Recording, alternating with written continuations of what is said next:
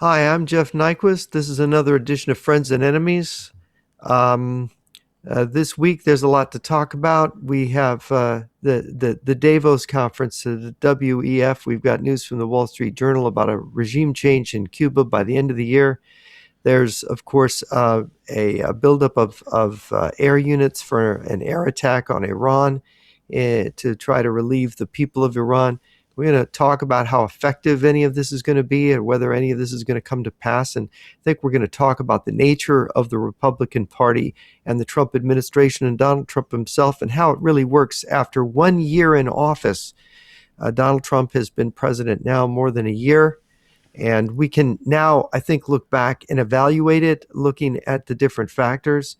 My view is, from everything I'm seeing, is that Donald Trump holds his cards close. He doesn't seem to communicate what he really thinks to anyone. If he thinks something, there's evidence that his defense secretary just sort of looks for cues from him on what to do and often gets them wrong. Trump zigzags a lot, which confuses people around him. The vice president and the people close to him, they know what they want. They want pro-Russia. They want out of NATO. They want to abandon countries like Germany and the UK. They want to talk about things like taking Greenland and annexing Canada. But Trump is kind of hard to pin down on all those things. And of course, you've got the Marco Rubio factor. So we're going to talk about this on the show. So, Alex, you have something from the Wall Street Journal that's interesting about Cuba. Yes, so this was billed as an exclusive, right? So it's something we see every now and then when a major newspaper, whether it's the New York Times or the Wall Street Journal or something else, when they have more than one source in higher places, and then they can give that they can convey some of the information to the audience, and the audience can feel like they are consuming a quality paper, because there's something unique about that story. You're not getting that everywhere else. But that's always a two-edged sword, if you're reading an exclusive story, right? But this has the headline: the U.S. is actively seeking regime change in Cuba by the end of the year. Now, recently, you've talked about Cuba, and I saw some people that I follow, and I've heard a lot of comments like the following. Well, if the Trump admin is going to be really serious about Cuba, if there's going to be a regime change in Cuba, I'm going to change my mind on Trump. I'm going to, or the whole administration. I'm just going to say this is going in the right direction. This is going to be a great thing. Now, the first thing on my mind before we even get to Cuba, and all those interesting details, what it means security-wise for America. Because that's of course is a huge thing, because an island can be like an unsinkable aircraft carrier. Basically, it's the same thing we got in Europe that NATO can use against the Russians. There's a very special island there. But before we get into that, the first thing that popped into my mind was, let's assume for a moment the administration gets it. The administration, does a better and better job. There's going to be regime change in Cuba. There's going to be significant change in Venezuela, not just grabbing, the head of state. So basically anti-communist, real action, not just talk, just increasing the security buffer for the United States, playing an assertive role, and have all these experts working on this, like the Heritage Foundation and the guys in the military, the Pentagon, the new chief of staff leader that they have. They call him Raisin Kane. Let's assume for a moment this is going in a good direction. We still have the infiltration problem, like we had in the 1980s or like we had in the Reagan administration. Okay, so if the Trump administration will become something that some people may compare to the Reagan era, even though there are major differences. But if people make this comparison, wouldn't that mean that the entire internet in its existence, let's say for the last 25 years, because it's been relevant for the last 25 years, the internet never really changed anything, right? People still believe the same nonsense. People still try to or work with foreign enemy governments, and the political parties, they still kind of behave the same way. The infiltration problem is not getting solved. It's just more of the same. People thought the internet was going to change everything, right? This is like everybody can become an influencer. Everybody can do activism and reach a lot more people than you can reach in your hometown. But to me, it seems like the internet and internet activism, except for, of course, for actual experts, some rare people out there, but all in all, the internet really didn't change anything.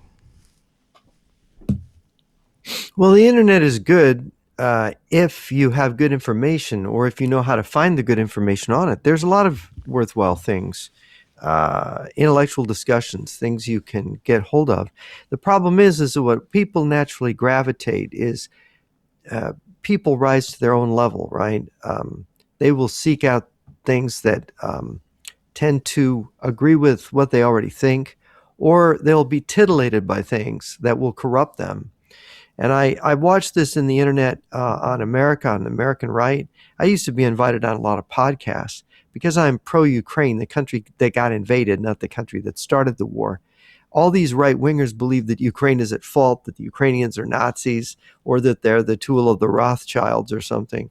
And so I got disinvited. And I didn't realize really how poor the understanding was of all these podcasters and how really knuckle-dragging they were, and how really, frankly, how disgusting their worldview was. Can you give me an impression of how it was before the internet? How was it different in getting an audience and building an audience and actually get that soapbox where people would listen? How was it compared to the internet Oh, age? you couldn't do that. I mean, you on a local level, you could make talks in front of people, you could give lectures to people, you could have a circle. People were more into conversing in person, so there would be get-togethers. You'd have clubs like on campus where people would get together and talk and share, and they'd start their own newsletters. The newsletter back in those days was the thing that people would do. They would, for example, there were pundits who got kicked out of, would get kicked off of different media on the right. I'm trying to think of a couple of columnists. One was a famous columnist in the Washington Times, I believe it was. There was Sobran, was a famous writer for National Review. William F. Buckley kicked him out. These people would start their own newsletters. So they would get the word out, and the people that really liked their columns would sign up. And people, a lot of things were mailing. You'd get addresses Yeah. of people that supported you, and you would do mailings out to them, and they would send you money in the mail, and you would have a newsletter, and you would And the send them communists your would sometimes steal the membership info and know who was reading what, that sort of Yeah, I thing. guess if the organization was big enough, I mean, and if you could, like, if a magazine was friendly to you, there was with National Review came with a little thing that Russell Kirk did. It was called the University Bookman. And actually, after William F. Buckley disgusted me sufficiently, I wouldn't read National Review. In fact, I canceled my prescription, but my canceled my subscription. But the University Bookman was so good that I basically just read that cover to cover, and it's still, you can still get it today. You can get it online now, but it's the people around Russell Kirk, the brainy, more brainy conservatives, the real smart people, the intellectuals, who are fewer and fewer and farther between. The thing about the podcast medium, unlike the newsletter medium, was a medium for writers, a medium for people who were thinkers, because you take these podcasters and you turn what they do into writing, and it looks like used car salesmen writing down their thoughts. It's not very sophisticated. I mean, I'm an It's early pretty. millennial, right? I'm an early millennial. I think Mhm. I would be classified as so. I grew up with the internet when I was barely an adult or not even yet an adult. When I was like still a teenager, that's when the internet was becoming a thing.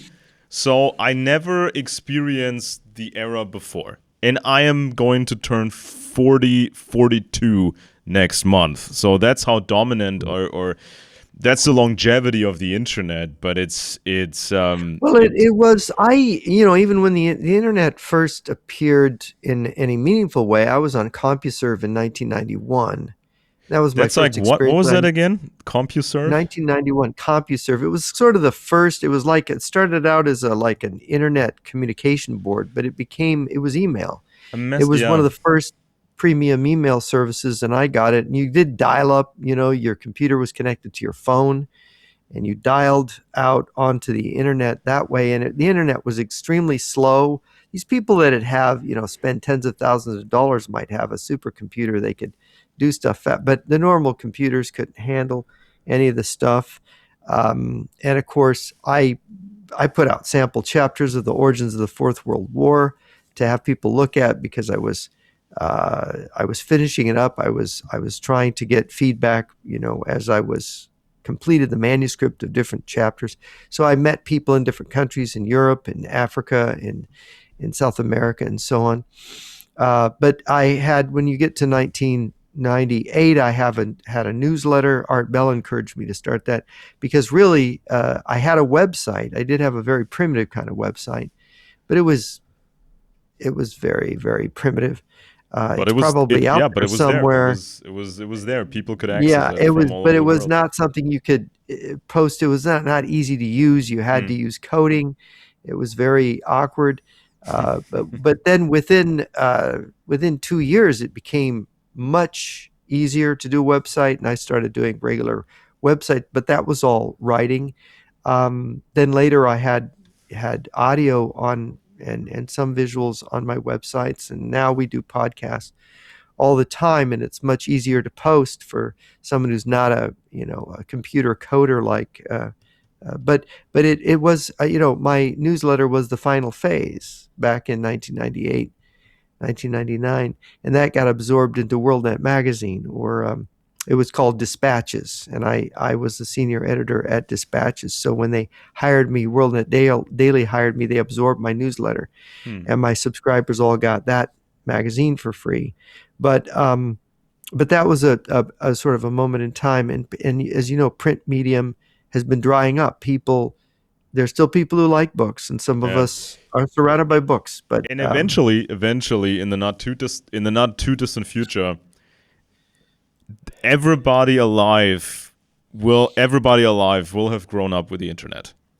Nobody will be there who still remembers the time before the internet. And internet, as you said, this was message boards. This was text. People were reading this stuff, and then came audio because the bandwidth was getting better, and you could just stream, download. It was usually download mhm. audio. Then it got to video. I think video, in somewhere in 2000s, It's it was really set. coarse into everything video. Yeah, And here we're doing one, right? yeah, It's but coarse people into people everything. listen to this stuff. I mean, nowadays with the technology, people can listen They to do this because thing. they don't want to read. Yeah. I mean, Yeah, this was a joke. I mean, if you remember the movie Being There, which I think was one of the last films that was made by a complete film that was made by Peter Sellers, he plays this mentally retarded person who ends up becoming a presidential candidate. Being there. But one of the themes of that was that they confronted him. The press got all excited about him, and they asked him, "What do you read? And what do you read?" He goes, "I watch." And they thought it was so courageous that he admitted that he just watches TV is all he does, right? yeah. Um, and they thought this was refreshing. He admitted that nobody really reads. And this was 1980, I think, Being There, in 1979 when that movie came out. So you already had a movement Oh, away from reading in before that yeah, because of and television. Yeah, To be and let's honest, not this is forget. where Let's Neil Yeah, Postman comes in. and let's not forget the next step uh, in this story, unfolding story, which is AI, of course. And I just started using I started using AI maybe a couple of months ago, and I know how to use it responsibly, so I can confidently know that the result is how I want it to be. I could have done that myself. It's a tailored it's a tailored language model. It's exactly how I wanted it to be. It's tailored to my work. I was feeding it my work, so it's supposed to be an assistant for me. So I know how to use it responsibly. But there's also the possibility that in the very near future, that an audience member can say, I don't like.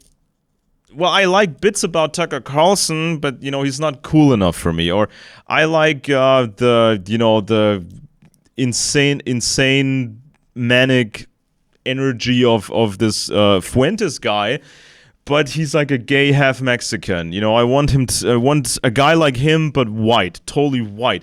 Or somebody may say, I like the old Alex Jones, but the new Alex Jones is just too crazy and weird. I like Jones in the year 2000 or 2005. But AI will now give you the opportunity to construct your perfect or perfectly tailored influencer, and you can prompt it. You can tell the system, okay, it's supposed to be, take that from Alex Jones, take that from Tucker Carlson, take that from Fuentes, take this from this, that, and the other, and then you get a virtual fake influencer, and he will say whatever you like because he already knows what you like, because you told the AI what you like, and he knows your internet history and what you've been browsing so far.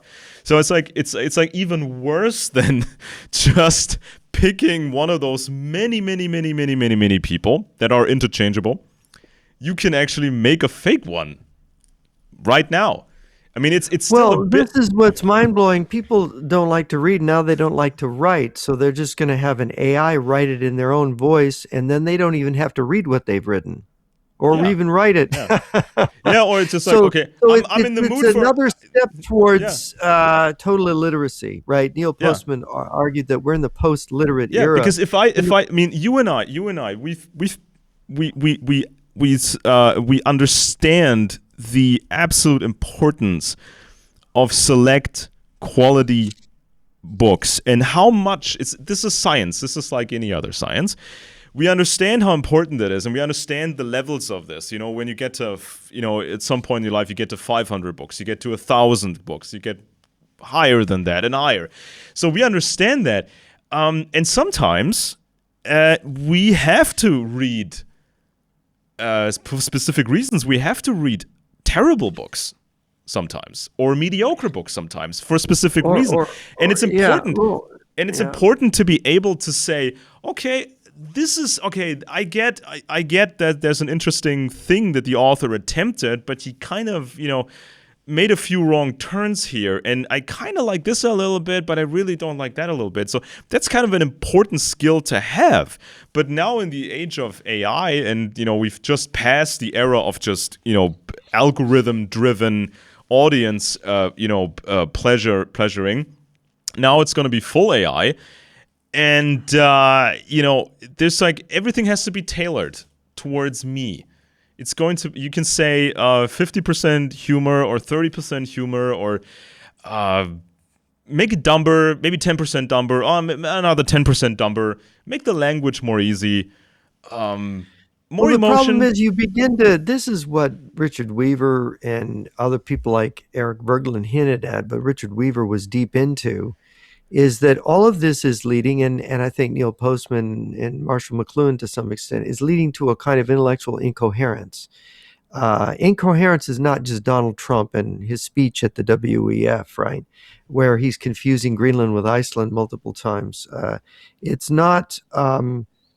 There's a phrase I'm going to use in the part two of my series on what's happening with the Trump administration and our strategy or his stratagems. Militant ignorance is one of the many faces of evil, right? That is, you've decided that you don't care to learn to master the subject, to know the details of the subject. And you are going to decide what is true based on ignorance. And nobody's going to change you from your course of how you're going to decide how things are going to be in your mind. And so it's a form of lying. It's a form of falsifying, which is becoming more and more deeply entrenched. And you see it in Donald Trump. He's an exemplar of it. But so is the left. So is Biden. So is this belief, for example, in global warming. This storm here, I'm in the Winston-Salem approximate area, where this is ground zero of a huge ice storm that's about to descend on where I am. So I'm probably not going to have power. It's going to almost certainly be knocked out. Could be knocked out for a week. But it's happening because this giant cold is coming down from the Arctic. Some people are privately saying there's a atmospheric collapse, right? Collapse into coldness, right? You've got this massive snow cover in Europe. You've been having cold weather there in Germany. They've had really cold weather in Ukraine and Russia. Of course, the Russians are trying to make the Ukrainians suffer by bombing out their power, and they're sitting in the cold, these poor people. But it's getting colder. This should be one of the warmer winters of the decade because we're in the middle of the solar cycle, not at the end of it where it's cold. But yet, this is the coldest winter yet, and it's going to get colder every winter. Why? Grand solar minimum. Sun's electromagnetic field is going and weakening. But they won't admit it. They won't admit any of the science. They persist in saying, look, what was it? Years ago, former Vice President Al Gore said that by 2013, you're going to have significant rises in sea level. By 2020, none of this happened. This just didn't happen. The ice pack's coming back. The Antarctic ice is bigger than ever. I mean, it's completely ridiculous, but it's lying. The left is falsifying of reality. And who actually reads these IPCC reports? Because I've done a whole movie about it, and people can actually, if they've subscribed to me on Patreon. If they subscribe to me on Patreon at a certain membership tier, they actually get the whole complete movie documentary that I did on climate science and it's just incredible surprises in this film. Yeah, and it's like don't overestimate people's common sense or their ability to say a spade is a spade. They put out these massive reports. They're very long, and most people absolutely never even try to read them. They never even really start to read them. Then there's an abbreviated version. Then there's like these bullet points or a summary for policymakers. So you have all this massive report, and you shrink it down again, and then you have these little idiot points, these little idiot bullet points, because this is what policymakers are supposed to remember or include in their speeches, or have their assistants include that in speeches, and then maybe the policymaker can remember a few of those bullet points when he's asked a question in a live interview or recorded interview. So that's it. So all this thing gets shrunk down. Nobody actually looks at the whole thing, and even that's absolutely key. Even the leading active climate scientists, studying either clouds or the oceans or something different. There are all these different fields, and they're all drowning in data. They're all saying, I get this data from people that don't really understand what I do. I get this, they don't understand what I do. I don't really understand exactly how they get their data and how it's, a lot of guesswork. And I do my little part, then I hand it over, and the next guys, they don't really know what I do and the others do. And eventually, this ends up in a computer model that is allegedly so good that it can simulate the Earth, and you can predict the future. You can calculate the future. Robert A. Heinlein, by the way, said specialization is for insects. Well, they admit, the leading scientists admit, we're drowning in data. We have all these massive problems with just the super precision. We just can't get to a specific level of precision. But then they feed this thing into a software that runs on a very basic supercomputer, like a Cray, what they call a Cray XC40 that they sell, and actually, what you would need, if you could ever get to that place to writing the perfect software, you would need a very, very powerful, very sophisticated quantum computer, because that thing would actually maybe be able to understand the complex world that we live in, because this is what, quantum computers are made for specific purposes. They can do certain things better than traditional computers. So even scientists, without them realizing it, they can do a terrific job with their clouds, or the other guy does a terrific job with their oceans. It's still possible to manipulate the end result. And this is the same for security matters as well, because you've worked in the security field, and you've talked to people that work in the security field. These are very busy people, and they have trouble looking at the bigger picture, because they're so busy doing their thing. And so we need these people who are experts, who see the big picture, and then they communicate that to the audience so they can save time, or the audience doesn't just listen to one specific expert on a specific partial field. Because the podcast era was always it's become about guests. Let's say I have this podcast in this relaxed atmosphere, and I get people with titles and status, and maybe you get an interview with Patel or Bongino or somebody who's a well-known figure, and you get their perspective, and that's kind of interesting. But most podcast hosts, they're incapable of understanding the bigger picture. They're saying, they're even admitting it, saying to the audience, "I'm just a moderator. I'm just a host. I offer that's these true of perspectives." journalists in general. Yeah. That's been true of journalists especially. But So podcast hosts. Yeah, it's nice to have a different, few different perspectives. But if nobody gets the bigger picture, what are we doing here?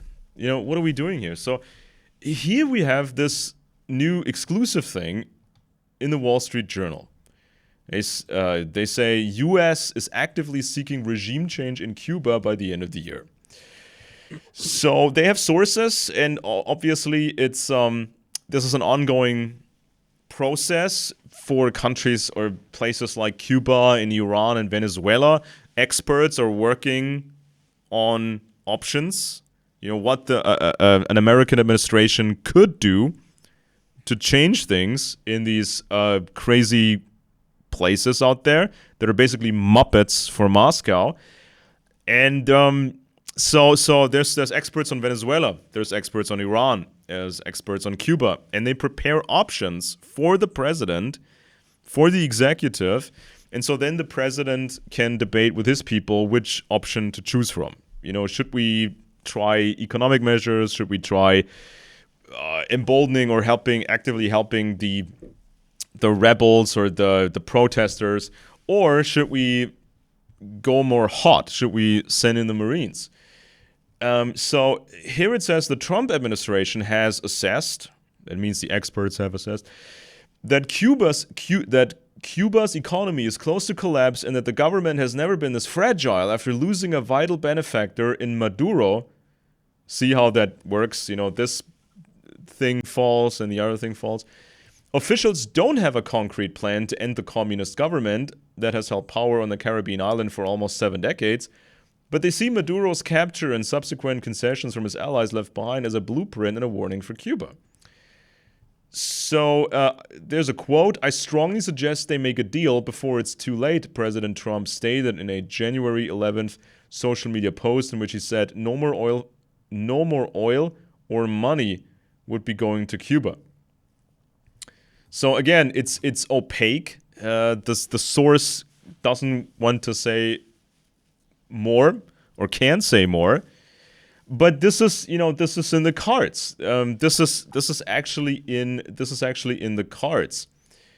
It says Trump and his inner circle, many members of which have Florida ties, see toppling Cuba's communist regime as the defining test of his national security strategy to remake the hemisphere, according to officials. Now, this would have a huge effect on elections, I believe, and also there have been preparations. I mean, the CIA tried different things for a long time, and this also included cultivating people in Florida and places like that, cultivating people that could play a significant role at a later stage in a new Cuba, right?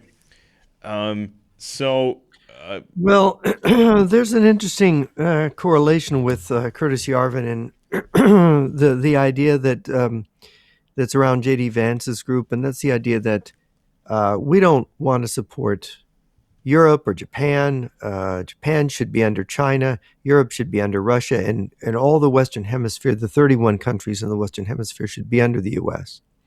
And this is an idea that Boris Yeltsin, by the way, banged Bill Clinton over the head with in December 1999 at their last face-to-face meeting, when he said, "We just want one thing from you: give Europe to Russia," is what Boris Yeltsin demanded of Clinton. And Clinton said, "They don't want me to give you to them. I can't give you Europe."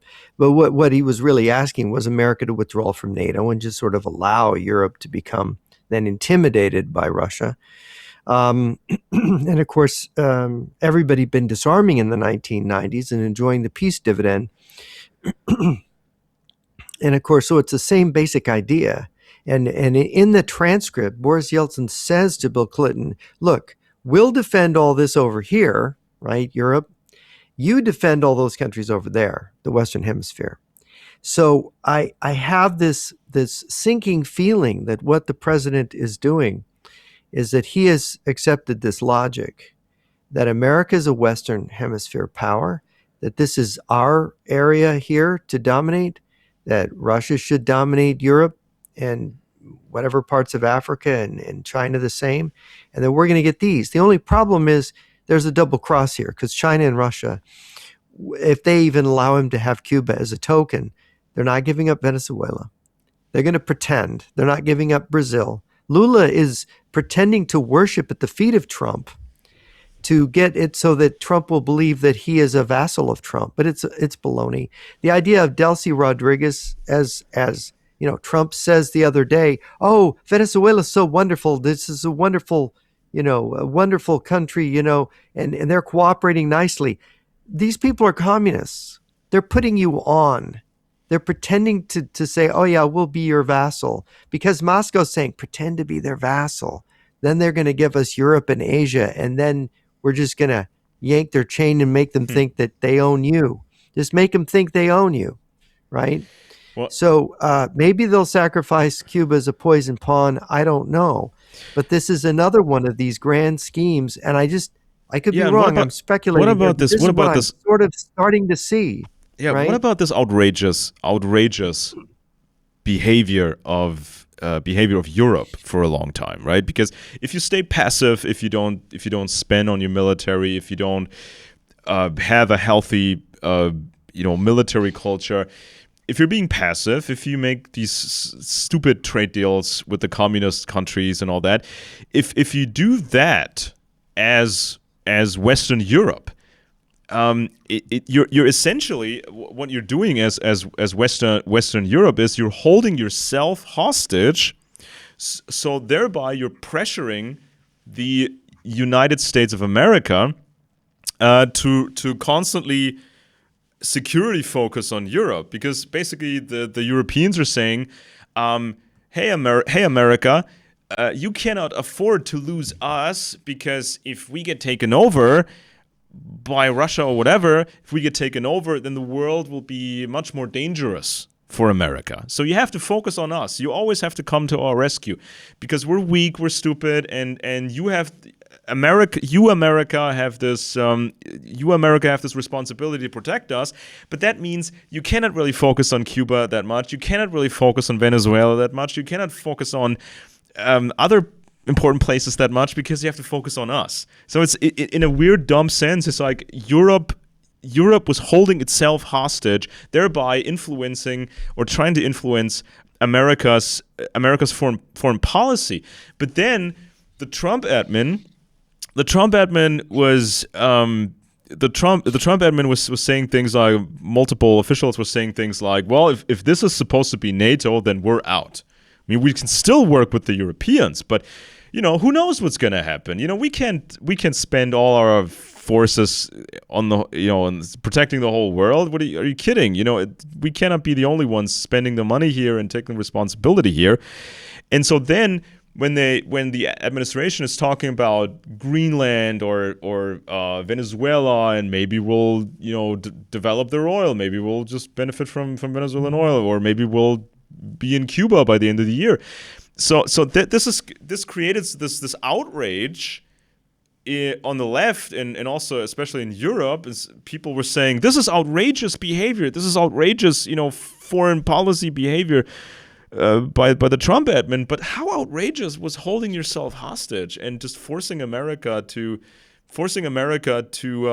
neglect Cuba and neglect Venezuela? What do you think of that? Yeah, well, when Trump makes a statement like no more oil for Cuba, Mexico's giving Cuba oil. He doesn't mention that.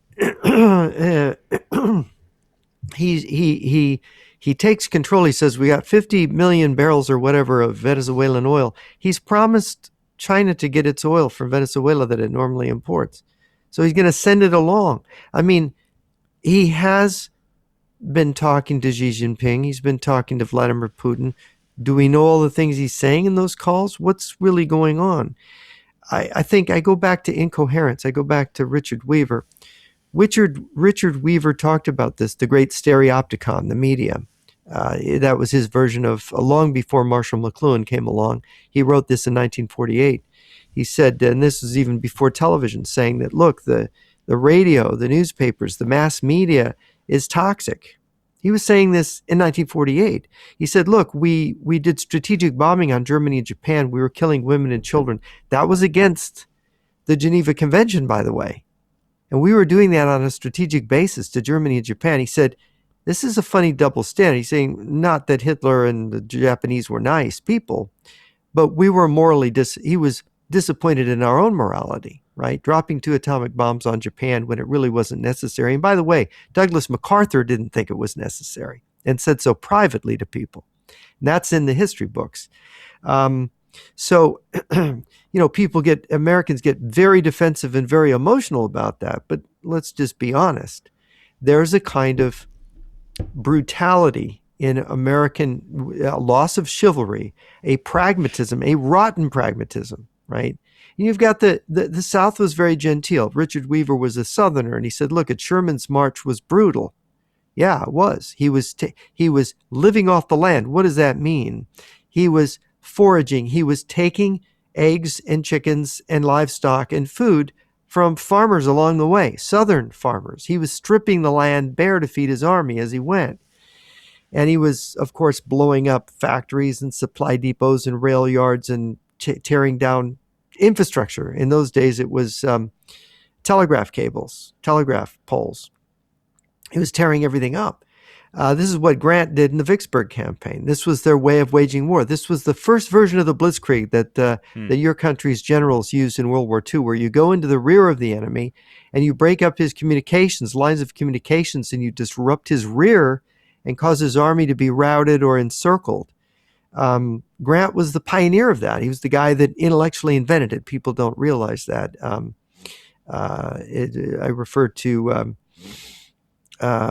General John Fuller's work, his book on Grant. And Fuller was one of the inventors of the blitzkrieg intellectually, that the German generals followed Fuller's work, read that book on Grant, by the way, and absorbed it all. I'm talking about Heinz Guderian especially. So this is an aspect of America. We actually gave birth to some of these things the Nazis were using, right? Yeah. And then this air power doctrine, when the Nazis bombed London first, it was an accident. These two numbnuts pilots, they accidentally they were running low on fuel. They needed to get rid of their bombs to make it home. They didn't make it to their target, I guess, and they released them, didn't realize they were over London. And so then the British said, you bombed London, now we're bombing Berlin. And so then Hitler had to retaliate, right? So then you were into this bombing of cities business. And of course, all of this is very controversial, but this is how everything degenerates away from chivalry, which is the idea of rules and the use of brutality, right? That's the idea, rules and the use of brutality. And and you see what is interesting. Germany, for example, followed many of the rules when it came to prisoners of Great Britain and the United States and France and so on. Why? Because they were part of the Geneva Convention. You know that the Soviet Union wasn't part of it. So Hmm. there was same treatment wasn't allotted Russian presidents. Japan wasn't part of this Geneva Convention protocol either. So the brutality came in wherever the Geneva Convention wasn't, or wherever it got, people, they busted out of it, right? So these rules are good things. They were good in the Middle Ages. They were good in World War II. They didn't end up using poison gas in World War II because of those. Even, Hitler's generals were saying, the Soviet army is advancing. We need to use the nerve gas now. And Hitler said no. Adolf Hitler said no to using nerve gas. Why? Adolf Hitler was a victim of gas in World War One. Oh, He he was freaked. injured by Yeah, a he had gas this attack, this. He was right? hospitalized because he was either he had some contact with gas or he was just completely freaked out at this point and had a Hysterically blind. meltdown. Some people say the gas temporarily Yeah. blinded him, but he had problems with his vision from then Mm. on. And his secretary, Krista Schroeder, wrote about it, that he had to have a typewriter that had extra big letters and keys that printed extra big because Yeah. he could not Yeah. focus on small And things. also at that moment, this is of course where this is educated guesswork, inferring, but we can pretty much tell based on expert, even expert assessments, leading American experts that did a psychological assessment of Hitler. We basically can tell that in this state of just falling apart, a personality falling apart, this turned into mania, turned into Hitler believing he was the chosen one, that he was in contact with entities and they were guiding him and they were basically telling him what to do. So, but this is like the archetype. Leader, Führer. This is like almost an ancient form of tyranny when you have a guy like And him. there is, it's interesting. Trump's ex-wife said that he privately was fascinated by Hitler and had all these books about Hitler. Trump did. Well, And Trump is independent in a way that Hitler was. That is, he keeps his counsel. He doesn't even tell people around him what he's really planning to do. And there's this report that just came out about that part of it was about Hegseth, that because Trump would call Zelensky bad names and gave Hegseth the impression he wanted him to cut off Ukraine. At the end of January last year, in the first week of the new administration, Hegseth cut off all the supplies going to Ukraine, and he got into trouble because Trump didn't actually intend it to be cut off. He just talked like he wanted to, and that confused Hegseth. And yeah. Hegseth is really like a little lapdog of Trump, really. Yeah, and also, I mean, when people, for whatever reason, get fascinated by the historical figure of Hitler. Now, there's some thing on the web right now with some very successful influencers, and they were hanging around a nightclub and they were playing this forbidden song by Kanye West, who became a Hitler fan at some point, even though he's African American. And other influencers, suddenly there's half gay, half Mexicans who say they find Hitler cool, or there's like this what was it? They call him a Somali or half Somali, who's hanging out with these guys. So it's so weird that the most different people could become fascinated with Hitler, even though, of course, people made the point that back in the day, a lot of people would have been targets. You look the wrong way, wrong sexuality, wrong opinions, little ethnic this, little ethnic that, you were targeted for elimination.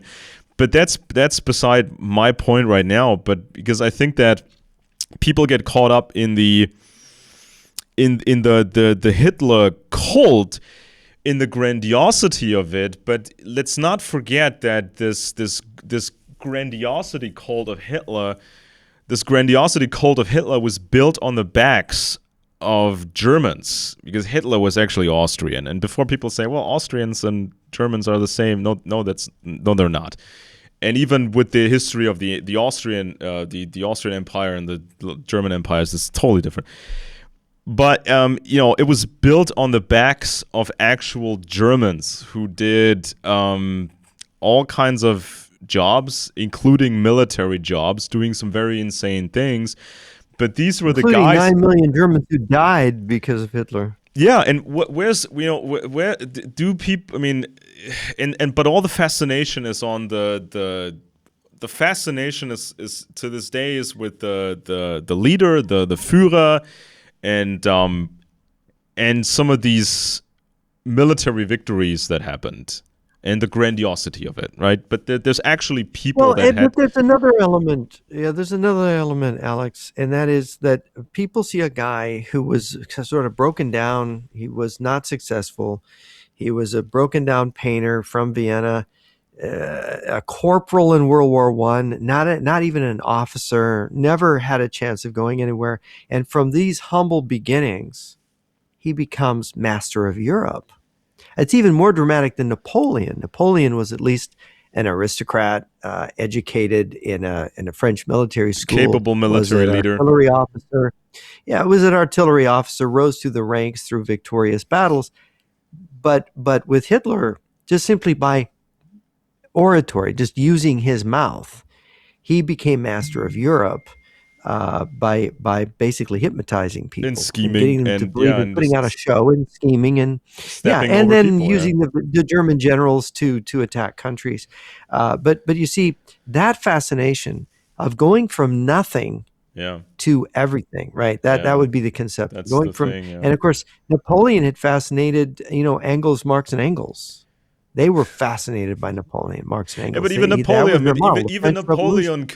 Napoleon couldn't have won these battles by himself. There needed to be so many Frenchmen actually doing these things, and people back home doing their thing, so the whole machine can work. It's like this fascination. I think people have this.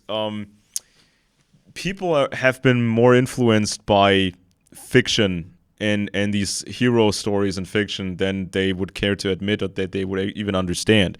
It's such a deep influence. I have this piece on CandorIntel.com. It's called "The Trump Show versus the Governing Machine: How and Why Republicans May Oversell Trump's Personal Agency in Public While Relying on Institutional Option Menus Behind the Scenes." It says here, with Donald Trump, the whole thing became a communications superpower. He's a singularly marketable political product, instantly recognizable persona whose supporters experience politics as loyalty to a person rather than agreement with a platform. That makes it rational, sometimes even necessary for Republican messaging, to present him as the central author of events. But there's a second reality that never goes away. The US presidency is embedded in a dense governing machine. For major decisions, especially national security, the president rarely invents policy from scratch. What arrives at the Oval Office is typically a curated menu: options, risks, legal constraints, resource estimates, second-order effects, and recommended choices, assembled by professional institutions and political staff. It's not a conspiracy. It's a normal architecture of modern executive power. So people get obsessed with this idea of one man, the chosen one, or the guy who got lucky, the common guy, or the semi-common guy who didn't want to, or who wasn't a political power person for a long time, was in the entertainment industry, and then becomes so powerful and can do all these things. And I would also recommend another piece that's tied to this, and that has to do with the depiction of human interaction in art, because we know that communists like to dominate art, or they infiltrate Western entertainment, and so communists can then plant messages.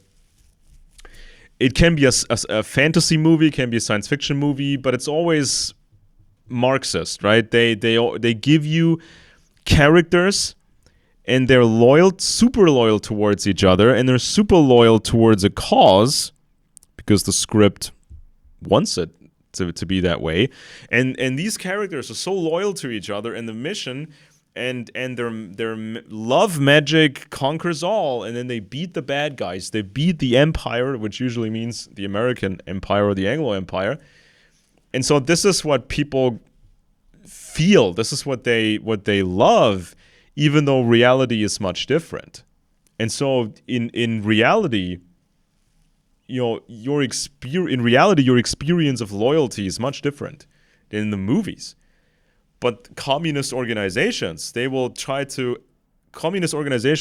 appear like groups in the movies, and will say, come to us so you get to experience the super loyalty and that feeling of greatness and rebellion, just like you saw in Star Wars. Even the original Star Wars movies were very, very much to the left. So there's another piece I recommend people read that. It's called Stanley Kubrick's main theme was the sabotage of loyalty. So it's about the famous movie director Stanley Kubrick, and he's done so many genres and so many different movies, but it's always kind of the same. He focuses on topics like power, organized power, and evil, like other directors do, but there's a difference. Other directors will give you this idealized loyalty between the characters and loyalty towards the cause, and they win over the bad guys. But Kubrick was different in that regard. He gives you characters that are bad sometimes, and they want to join the elites or the evil system, and they fail. Or Kubrick gives you a good character that wants to beat the evil system, but the character fails. So there's always every movie of Kubrick is a social experiment. You have these characters, you have a setting, and there's pressure, there's problems, and so then the audience gets to see how this experiment turns out. The pressure is there, or temptation is there. Who's going to stay loyal, and to what degree? That's kind of like the way Kubrick was different. But most people, they don't like Kubrick's movies. They like the Star Wars movies. They like movies made by some very, very left-wing people, and they give you this idea of the chosen one and the group around the chosen one, and they all stay loyal to the chosen one, because everybody has to be loyal to Luke Skywalker in Star Wars, right? Because Luke is the chosen one. There was a prophecy about him. Or the Harry Potter series. Everybody has to be super loyal to Harry Potter because he's the chosen one. Or Neo in the Matrix. This is always the same. And so we have this fascination with the chosen one.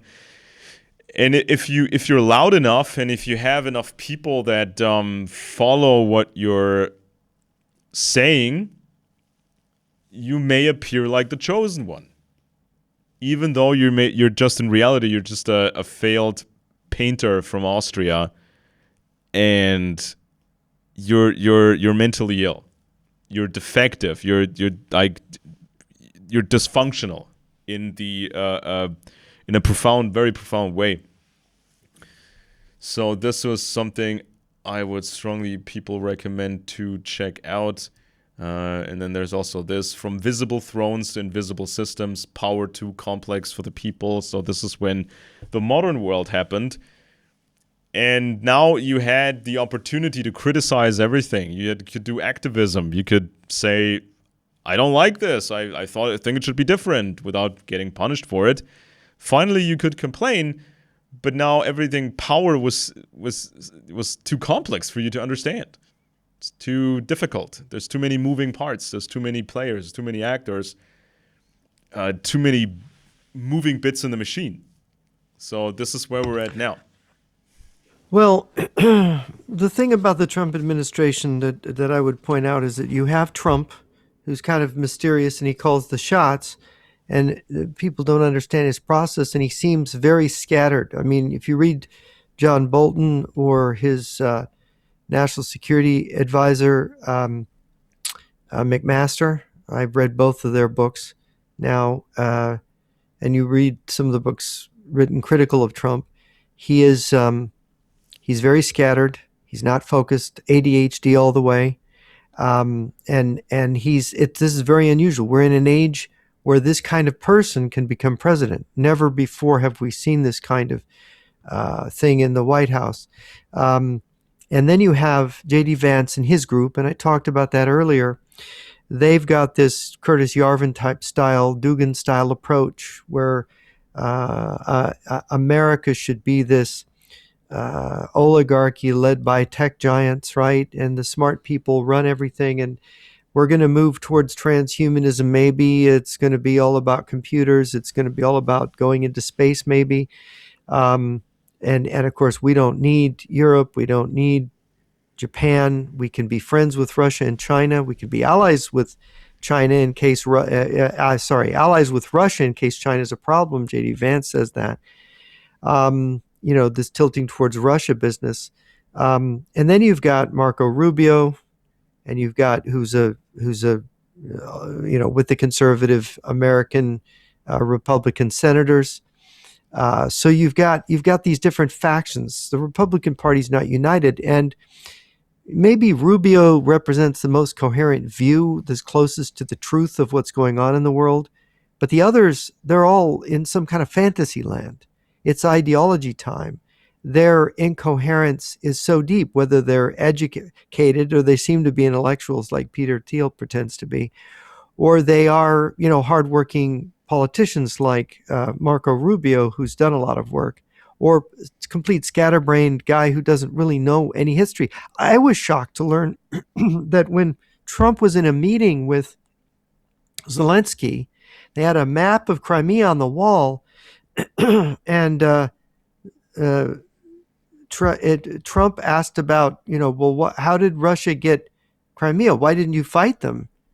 And Trump didn't even know that they had not resisted in Crimea. That Trump asked. This is how it began. Trump asked Zelensky, "Well, how many Ukrainians died fighting for Ukraine, Crimea?" And Zelensky said none. Of course, in reality, I think 2 people did die, but he said none. And Trump was shocked. Well, didn't he know the little green men and they just annexed it? And Zelensky said, well, the Americans told us, the Obama administration said, don't resist it, don't fight back. And Trump was shocked again at this, that the administration of Obama had said, don't resist the Russian aggression in Crimea, told the Ukrainians this. And so you see, it's Trump's lack of knowledge. He didn't know the first thing about what happened in Ukraine. Didn't know the first thing about Ukraine. Probably couldn't have found it on a blank map beforehand. Just a complete know-nothing. And this is another point. I say that militant ignorance is one of the faces of evil. The other thing I want to underscore is that when you're seeking a position of high responsibility as a policymaker, as a president, as a secretary of state, it is wicked to assume those positions or want those positions when you haven't done the work up here, when you are not prepared in your mind to have those positions. And it's also irresponsible, by the way, for pundits to come on and have podcasts and stuff and talk about these things when they don't know anything. I mean, this is happening all over the place. I was on a radio show and I was just hearing, before I was my turn to come on, I was just hearing the various ignorant opinions, about the Nazis in Ukraine and about Donbass and about Crimea and of course about Venezuela and all the rest of these things. Just unbelievable, like they didn't even know anything. It was just invented nonsense that they were coming up with in their head. Now, I don't know how it is in Germany. In the German podcast world, is this kind of ignorance that we have in Americans where you got literal, they're monkeys. I'm not kidding you. They're monkeys. Their level of understanding and knowledge is that of a monkey. A monkey. Well, Yeah, not well, knowing anything. I Yeah, mean, what over about Germany? here, How is it on the internet in Germany? well, over here it seems to be very, very curated with talking points. So you may get, let's say, well, television, traditional television is still big, and they would put these things on the internet as well. So you could even when you watch something on the internet, it's usually dominated by some big players. So they would have a show. A topic would be Ukraine. You know, what are we doing? How is this going to end up? Or could be something else. Could be Iran. Could be Venezuela. You know, just if the topic is hot, these television stations, they will immediately phone up some guests, a professor, a politician, think tank guy, military guy, whatever. They have these people on standby, or they find somebody real quick. You know, they look around. You know, who knows anything about Venezuela? Who knows anything about Iran? Do we still have that guy who we had on, 2 years ago about Iran? And so then they will put together a group of people, bring them to the studio. Sometimes they would have them, some they would have on as a remote guest, and then they start talking. And it seems like everyone is going off of a script. So there's always more than one person, or at least one person, who's going off the Russian script. And no matter how much the other guests would probe and say, this doesn't make sense, or you're contradicting something that you said yourself or done yourself or whatever, and it's double standards, and just repeat. And then you get somebody from, let's say, somebody who's representing NATO in some way. And they would go on and make more sense and have their own script, but they would never dare to embarrass, a German government really, or the U.S. government. That they wouldn't. There's things they don't touch. There's zones they don't enter, and so this makes for a very stifled, very silly debate. It's not really a debate. Everybody's just saying his talking points. I say my point, the other guy's saying a point, maybe some criticism, and then they go from point to point. So this is like the reality of it. I put up this comparison. It's on my website. It's called Viral Copy and Paste Nonsense versus Real Investigative Reporting. On the unoriginality economy of Alex Jones, Candace Owens, and Tucker Carlson, and what Julie K. Brown's Epstein reporting shows by contrast. So it was not Alex Jones or Candace Owens or Tucker Carlson who brought down Jeffrey Epstein, but instead an unassuming female investigative reporter called Julie K. Brown. By the time the article appeared in the Miami Herald, she was almost too broke to buy this celebratory bagels for herself and a few of her colleagues. The typical workday of Alex Jones was a stark contrast. He could waltz into his office and glance over some mainstream news stories printed out by his staff. Once his broadcast started, it was the familiar autopilot mode of ranting and raving and talking to guests over the phone or Skype or whatever. So Jones actually had the money to hire Brown before the big Epstein investigation, and other real journalists like her.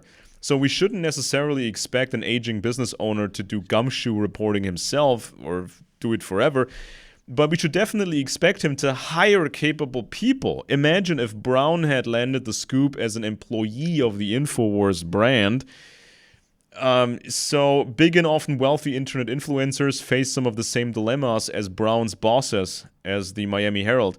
Why fund an expensive, dangerous fishing expedition which may not yield anything or end in a story that is quickly forgotten? And so, on the internet, or also on traditional television, we get this. Unoriginal.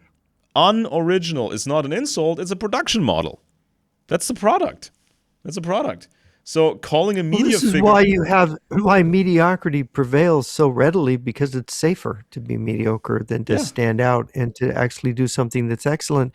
Because whenever you do something excellent in terms of journalism, you're talking about the truth here. You know, what's important and what's the truth. And there's a lot of truths and a lot of important things that important people or wealthy people or politically powerful people do not want those truths to be out. They're very uncomfortable for them. They're going to cost them money. And so they want to squelch it. And this is, you look at a dictatorship like Russia and China, they just put you in the gulag. They shut you up. They censor the media. Here in the West, they just destroy your career, Yeah. right? They make it so So you'll never work again in this business. See, that's what they yeah, do. and it does. I mean, it does take a lot to create a powerful, famous influencer, right? Who has a million regular followers, or 2 million, or 5 million.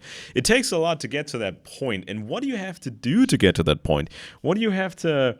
You have to sell yourself. You have to basically go from powerful entity to powerful entity to try to get the help, because on the way up, maybe from out of 1,000 people, maybe 1 out of 1,000 people that listen to you, listen to your stuff, maybe 1 out of 1,000 becomes active and subscribes to you, or buys your book or whatever, or makes an effort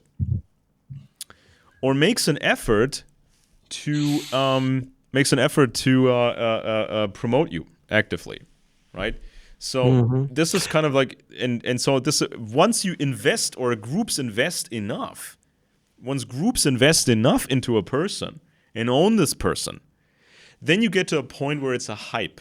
Then it gets to a point where more than 1 out of 1,000 want this stuff because it makes them cool, or it makes them feel powerful as a group. So now they're seeking it. Now you just created a hype, and this is how it works. Yeah, the thing is, this is what Marshall McLuhan, the medium is the message. In the age of advertising, you get to Neil Postman, and it's all about selling things to people and manipulating them, inner directed versus outer directed. That's the book, The Lonely Crowd, by David Reisman, and I forget the other author's name. These are Ivy League professors. The Lonely Crowd, the inner directed person is a person who is sort of connected in himself to his own conscience and what's right and wrong, and his own sense of duty, whereas the outer directed person is looking for those signals. What's popular? What is hot? What is cool, as you just said? When I heard there was an interview with, you remember Sonny and Cher. I think it was 15 years ago. I don't remember how long ago she did this interview. She sort of disappeared now. She's quite old. But they were saying, well, what do you think about your life and stuff? He says, well, it was so great because we were part of this generation and we were cool. The big thing for her was being cool, Yeah. right? Well. And this is outer directed. This is what Reisman said. These people are not moral. And Trump is really like an advertising guy. He was a real TV guy. He's a salesman. And so he's selling himself. He's following the principle of bragging himself up, talking his product up, his brand, right? And so this is manipulation of people who are empty inside. And unfortunately, the people that really fanatically follow him, there is an emptiness. And I'm shocked how many people who I thought had substance before, who just are his lickspittles now. If he says something, it's always great. He's always right. And it's like, this is shockingly wrong. How can you say this? This guy is, look, you just go, you mentioned Epstein. You read up on Epstein and you find these different Jane Does and these different named witnesses. They all saw him hanging around. Yeah, he kicked the guy out of Mar-a-Lago, but it turns out he was involved with him years before, and he was having these girls. I mean, that's what the testimony says, that he was having it. This is the allegation, right? That he was part of this. Like a lot of other famous people, politicians, businessmen, judges, et cetera, et cetera. I mean, this is a very scary story because this is a guy, Epstein, who spontaneously flew Clinton to Russia on his private jet, Yeah, and right? also, I mean, if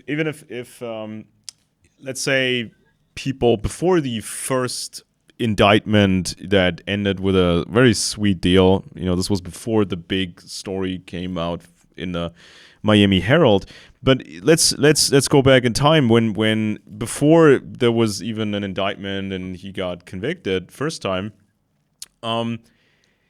If you know someone who who's not into drugs, who's not into booze, but who's crazy into having fun with women, just obsessively. And that this person, Epstein in that case, he's just constantly trying to get to know everyone, right? He's just Epstein was going after, what was it, the brother of Elon Musk. He was going after these Harvard guys. He was going after Very everyone. manipulative He wanted to sociopath, be by the way. everybody's friend, and I mean, at some point, if you've been around a while in this world, if you have had a career, if you know how the world works, you should get very suspicious. I mean, you can't be that dumb. You can't be, without any sort of concern. Let's say, the guy was fun. I hung around with this guy. He likes, a bit younger women or whatever. But so let's say you party with this guy, and the women you party with are 20 years old or 22 years old. But there's so many women. How do you keep track of it? I mean, this is basic security considerations when there's so many meetings and so many people, and why is this guy trying to meet everyone? And then there's so many words. Yeah, by the way, can you tell looking at every woman that's ever hanging around the Epstein Island and this house and that ranch and blah blah blah? We're talking about more than 1,000 molestations, right, of underage girls. Let's say for the sake of argument, let's say they all look 20. They all seem to be 20. How can you really tell? How can or one is 19 and then maybe one is 18 and then maybe someone you get really unlucky. By the time they're 18, he's not. Most of them he wants them 13, 14, 15. Yeah, but that's the point.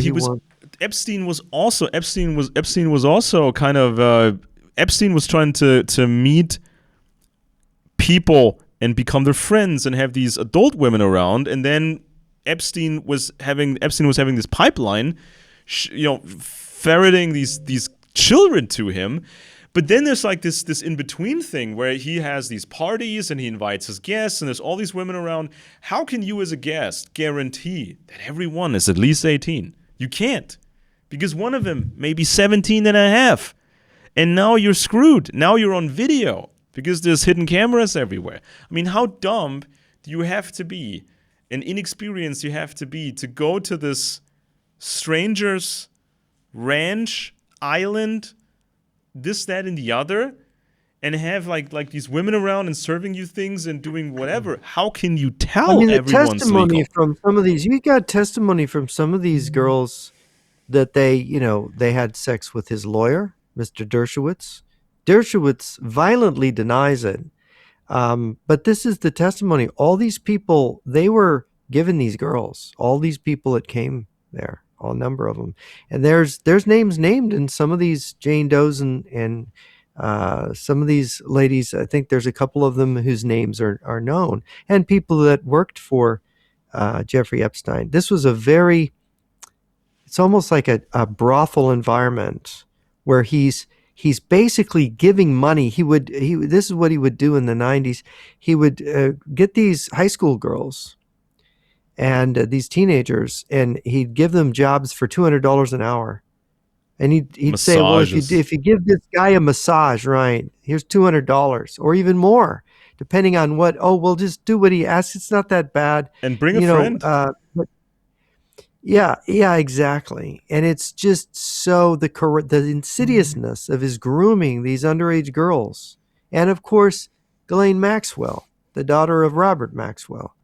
Very interesting that she's his daughter, and that he would go to Moscow and hobnob with the Soviet elite, right? And was setting up Soviet front companies. If you want to bring down somebody like that, if you want people like that to be brought down, you need professionals. You need professional work, not amateur podcasters who just repeat all the stuff that they see. They see what's popular.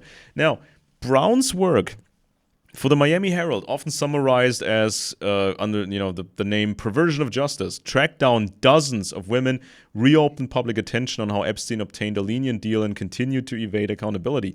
The Herald describes it as a year-long investigation in which Brown tracked down more than 60 women.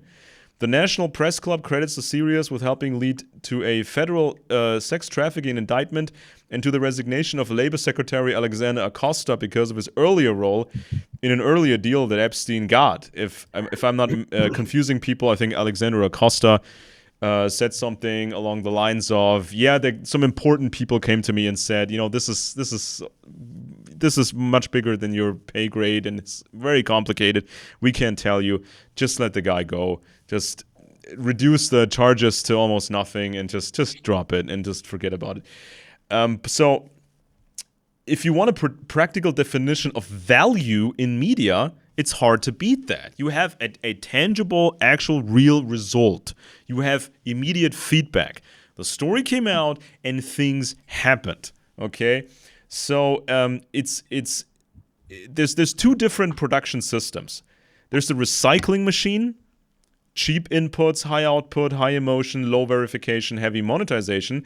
And then there's the shoe leather reporter, expensive inputs, time, legal risk, trauma exposure, record work, slower output, lower content volume, higher factual yield. And so this is kind of like the two different worlds that exist in media. And so the algorithms and the audiences, they reward speed, alleged certainty, immediate claims of certainty, and conflict, not accuracy. So when your distribution depends on feeds, recommendation engines, and virality, you are rewarded for posting quickly, speaking confidently, framing conflict as existential, and turning every event into a moral melodrama. And so commentary has a built-in a parasitic element. It needs another organism's facts. A commentator can be brilliant, but even brilliant commentary needs raw material and own thoughts, original thoughts. If you don't produce new evidence, you must rely on journalists who do, rely on institutions that disclose, or rely on the internet's rumor ecology. And that dependency creates a weird hostility. Commentators often denounce the media, yet their daily content pipeline is built on mainstream reporting, only repackaged with a different tone. When they claim to be telling you what they won't, they frequently mean, I'm repeating what they reported, but with an amateurish conspiratorial frame. So, unoriginality is a product. It's become the product on the internet. And so this is what people actually get. They pay money and they're not getting really anything in return, or the influencer causes more trouble. They really cause more trouble. And it's like bad influencers, bad commentators, they can use the toolbox. Influencers can use the toolbox of narcissism even when they don't have an actual disorder. Even if, when experts examine them in a controlled environment, the experts could say this person is still in the normal range. There's no narcissistic personality disorder, but that person could still use the toolbox of a narcissist. This is something that I think is very misunderstood, because over the last few years, people have been talking a lot about narcissism on the internet, and there's some baseline information about the actual pathology, and some terms have become almost mainstream, like terms like gaslighting. If you argue in a very manipulative way, you just disregard facts, you disregard logic, you even disregard your own actions, your own previous words. This is now called gaslighting. So nowadays, people call each other narcissists, right? Everybody calls everybody a narcissist these days. Oh, my ex was a narcissist. All my exes were narcissists. My boss is a narcissist. Everybody's a narcissist right now. But it's a toolbox. And even people on the normal spectrum, they're opportunistic, they can use that narcissistic toolbox. So, What are the medical definitions? What are the attributes of a pathological narcissism? What are the categories that normal people can use? They can lift it. They can adopt it. Okay, here we have unrealistic self-image and self-esteem. So that's easy to fake, right? That's very easy to fake. So you just talk a grandiose game. That's what narcissists do who are really pathological, because they're obsessed with it. Well, that's what Trump does, doesn't he? Talk a grandiose game. Yeah, but it's like he how much of it is toolbox and how much of it is a pathology. I mean, there's this book by his his sister that was very enlightening. What's she called? What's it called? Marianne Trump, something like that. It's been a while. So there was like some attempted explanation. You know, the environment that he grew up with and how he developed his persona. But there's also people that seem like Trump, but they're using the toolbox because they think, well, it's just, if it gets me to my goal, I'll play the grandiose guy. It's easy, right? I'll say I'm the best at everything and I'm the greatest and everything I do is the biggest, the longest, the smartest, the loudest. There you go. Unrealistic self-image and self-esteem. Easy to fake. Next. And this is all from, the categories are from the medical literature. This is from the diagnostic manuals or the DSM. Exaggerated ideas about what they can achieve. Also, very easy to fake. Every influencer can say, "Oh my God, I'm sure I can." Trump says, "I alone can fix it." Trump says that. I alone can. Which I is can one make of a the deal. 7 deadly sins, I can right? solve he said I can solve this thing with North Korea in 24 hours.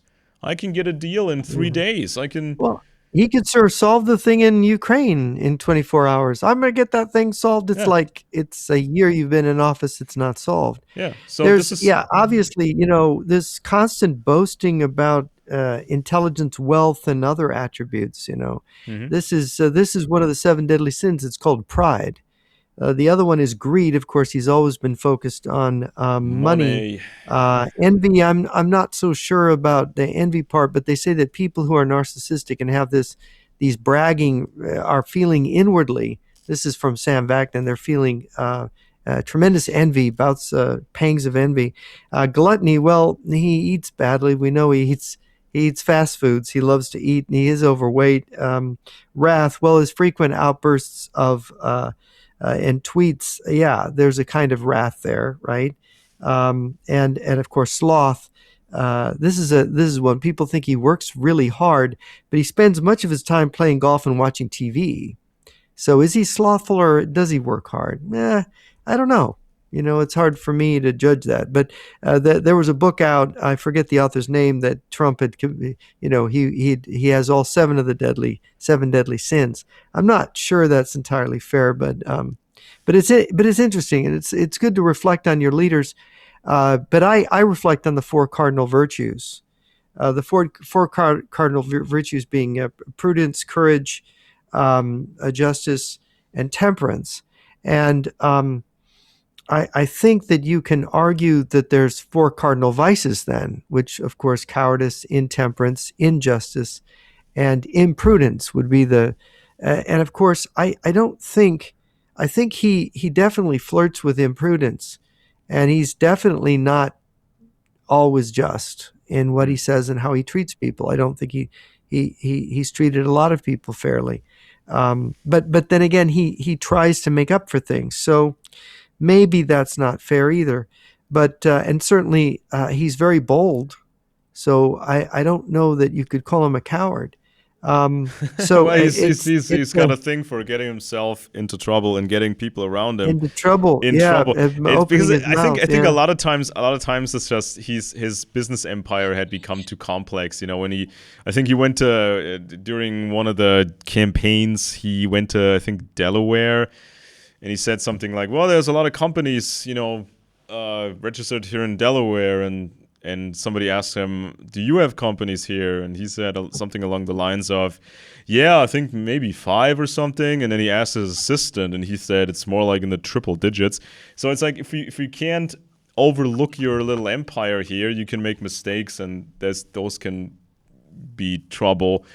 And then you may seem like a brave guy who just disregards risk. But well, and then there's this preference for surrounding yourself with special people. This is one of the stated attributes of somebody. This is one of the attributes of pathological narcissism. Of course, this attribute then has to be very, very, very, very pronounced, along with all the others, or most of the other attributes, because it's not inherently bad if you want to surround yourself with achievers. It's not a bad thing at all. But if you are obsessed with just empty status, oh, I know this guy, and that makes me so cool, and he's like an actor, or he's a musician, or I'm cool because I know this guy, even though that really doesn't make you cool. So there's like a thing, but if you're an influencer, we've seen that, political influencer, these people surround themselves with prominent people all the time, and they want so desperately to be cool, and if they anger the right people, that makes them look cool. So somebody can steal that from the narcissist, from actual pathological narcissism, from the toolbox, without actually being a narcissist. Next, requires excessive admiration. That can also be a business move. Some true narcissist needs that like air, needs it like oxygen, like breathing. But somebody else can just copy that and say, okay, it's a business move. If I demand a lot of admiration, or I pay people to admire me in public, this will enhance my business footprint. Next, extreme sense of entitlement. Can also be just strategy. Being exploiting other people. This can be a rational choice. Yeah. This could be like really obsessive, net second nature, or it's a choice. Sometimes people make that choice. Yes. Lack of empathy, same. I mean, some people can say empathy is too expensive to me. Empathy is too expensive for me, or it's not what the audience wants to hear, or it's selective empathy. I empathize with this person that got shot by ICE agents. I totally empathize with that, but I don't have any empathy for victims that are different in a different political context, right? So this is what people choose to do, even when they're not pathological. Then next, seeing the person seeing himself always as the victim, the persecuted one, and the martyr. That is a very baseline defense strategy. So you see that in pathological people, but you also see that in regular people who got themselves into trouble. And they don't want to be accountable. They don't want to take responsibility for what they said or done.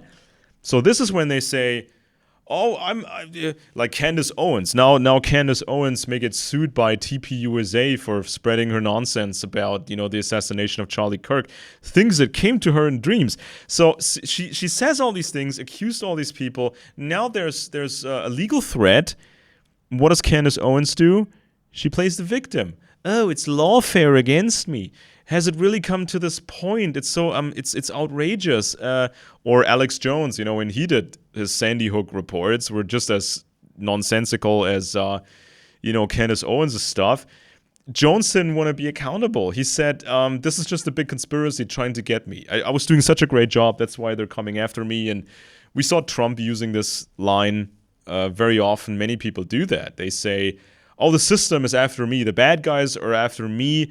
But they're really after the people, and they just try to go through me to ultimately harm the people. So it's always the same kind of slogans.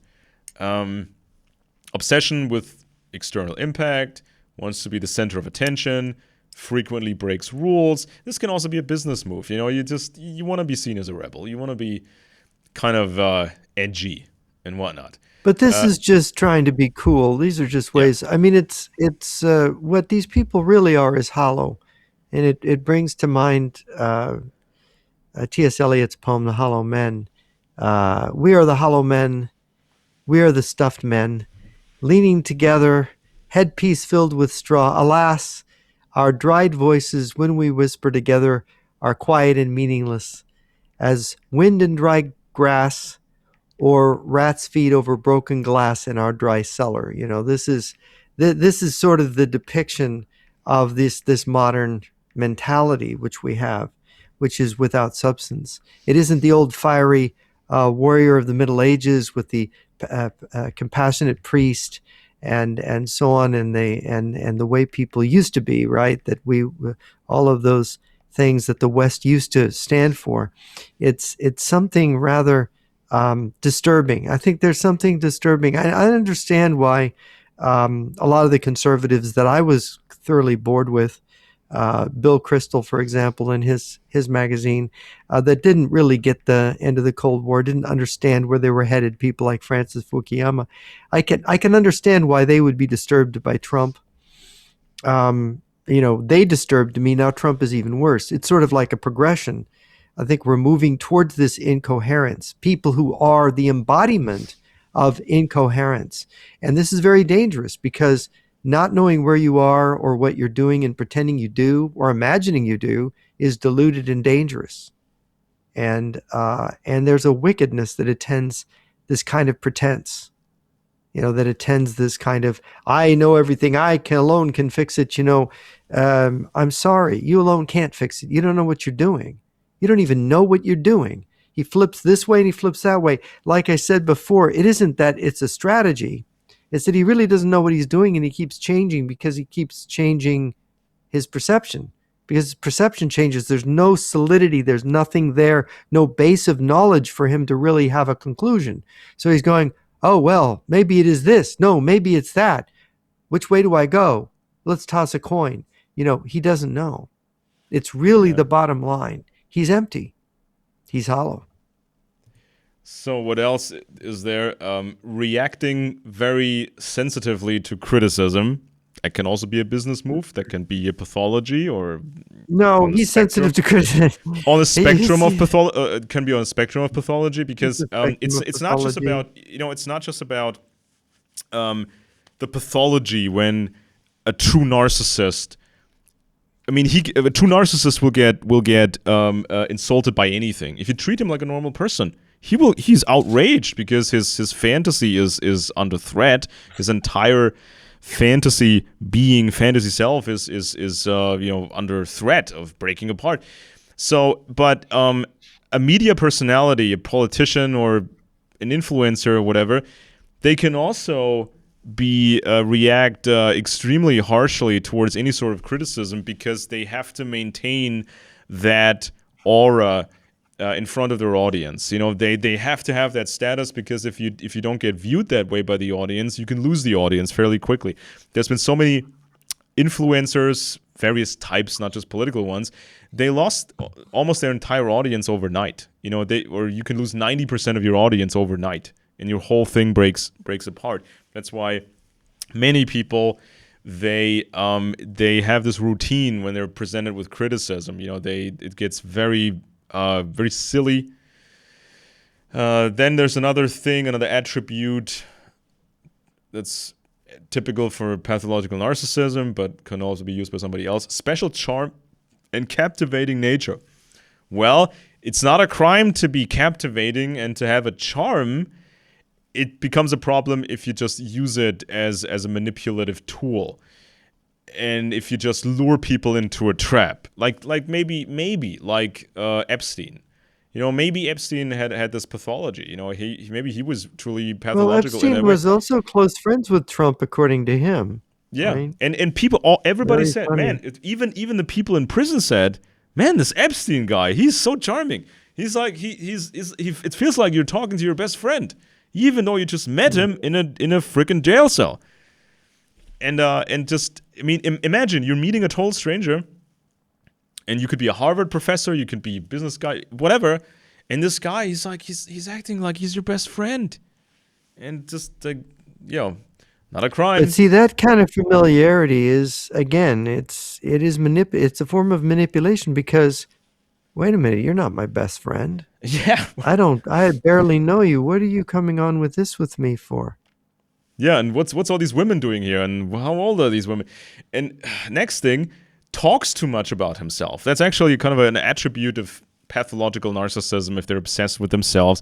But also, if you market yourself as a political candidate, as a political product, you constantly have to talk about yourself. Or you're a media person, you constantly have to talk about yourself in many Well, no, I don't areas. think you do. I think it hurts you. I don't think it. I think he's unusual for doing that.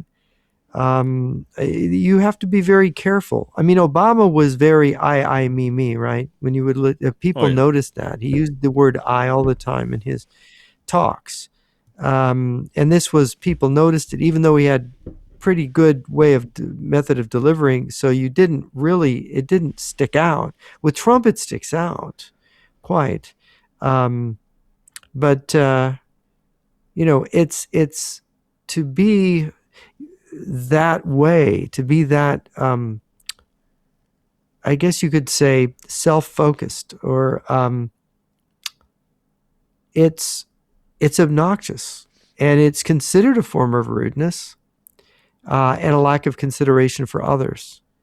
And he does it, and he gets dominance out of it because people give in to him, because there is a large percentage of the population that are sheep. They want somebody to take charge. They want someone to take responsibility for them. And he seems to do that. But unfortunately, given what he knows, it's not responsibility. He's not responsible because he doesn't know what he should know. And he's aspiring to an office that he has no business aspiring to because he's not prepared for it. And it's very funny. He's a guy. We haven't had this in a long time. A guy who has no background in politics becoming president. He's never been elected to any other office. Well, this is true of the presidents who've been generals, right? You could say that about them. But except for the generals, people like uh, George Washington, Zachary Taylor, Ulysses S. Grant, and Eisenhower, except for those people, all the rest of the presidents, they'd been elected to other offices. They'd been at least in Congress, or in the Senate or the House, or they've been governors of states.